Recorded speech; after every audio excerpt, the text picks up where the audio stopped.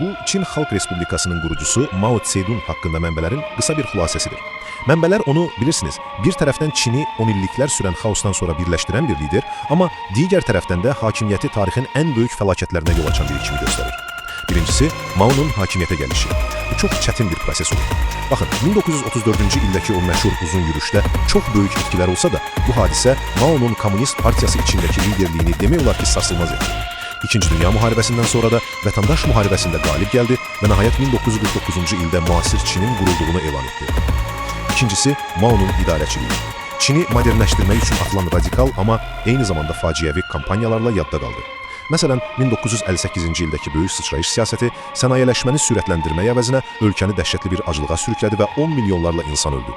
Sonra 1966-cı ildəki mədəni inqilabla da partiyadakı rəqiblərini belə demək mümkünsə təmizlədi.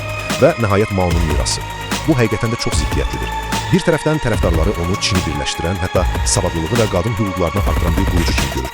Amma digər tərəfdən tənqidçilər onun siyasətinin acılıq və kütləvi edamlarla 40 milyondan çox insanın ölümünə səbəb olduğunu deyir.